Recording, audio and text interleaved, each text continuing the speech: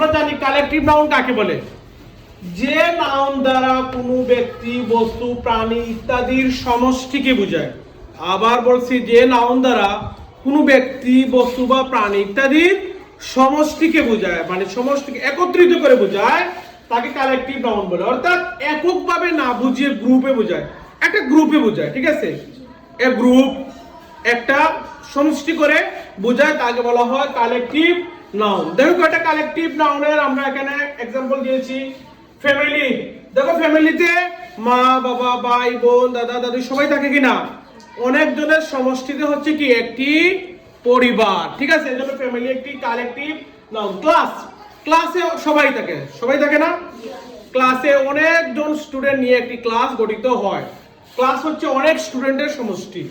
এবার দেখো টিম, একটা টিমে কিন্তু অনেকজন খেলোয়াড় থাকে না, একজন থাকে, অনেকজন খেলোয়াড় নিয়ে একটি টিম গঠিত হবে, অর্থাৎ অনেকজনের সমষ্টিতে একটি টিম হয়। আবার দেখো আর্মি, আর্মিতে কয়জন থাকে, আর্মি একজন থাকে, অনেকজন সেনাবাহিনীকে একসাথে নিয়ে কি হয়, আর্মি গঠিত হয়। এভাবে দেখো ক্লাব, ক্লাবে অনেক সদস্য থাকে। সেট, সেট মানে কি অনেকগুলা জিনিস নিয়ে একটি সেট হয়, একটি নিয়ে একটা সেট হয় না, কয়েকটি নিয়ে একটি সেট হয়।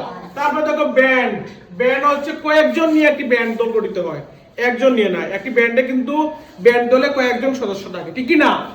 আবার দেখো বাঞ্চ, বাঞ্চ মানে হচ্ছে গুচ্ছ, ফুলের গুচ্ছ, কয়েকগুলো পাপড়ির ফুল নিয়ে, ফুলের নিয়ে একটি বাঞ্চ গঠিত হয়, একটি ফুলের গুচ্ছ গঠিত হয়। ঠিক আছে, আমরা বলি না ফুলের গুচ্ছা বা গুচ্ছ, ইংলিশে বলা হয় বাঞ্চ। তারপরে গ্রুপ, গ্রুপ মানে কি দল, কয়েকজন মিলে একটি দল গঠিত হয় না, একলা একজন একটা দল হয়।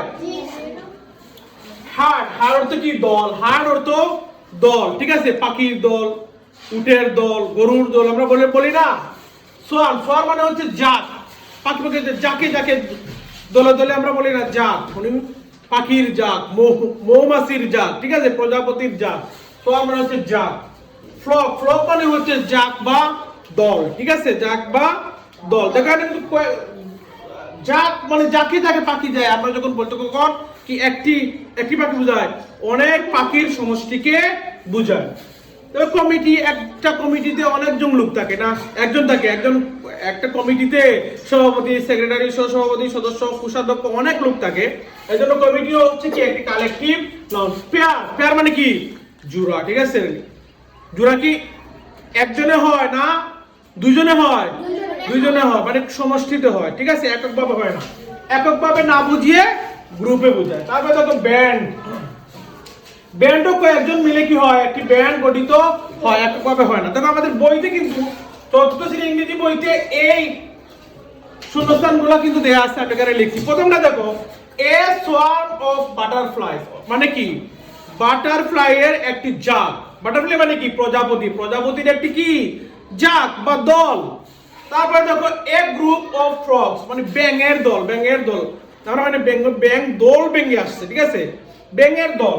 3 নম্বর দেখো এ সেট অফ গার্ডেনিং টুলস, অর্থাৎ কি বাগান যে কাজ করে, এ একটি সেট, বাগান কাজ করার একটি পুরোপুরি সেট। এখানে কুদাল, খুন্তি, শাবল, কাঁচি সবকিছু মিলে একটি সেট হয়, এককভাবে হয় কি না, তো সবগুলো সমষ্টিকেই কালেকটিভ নাউন বোঝায়। তারপরে দেখো এ ফ্লক অফ বার্ডস মানে পাখির জাত, অনেকগুলা পাখির সমষ্টি। ঠিক আছে, এ ফ্লক অফ বার্ডস অনেকগুলা পাখির সমষ্টি।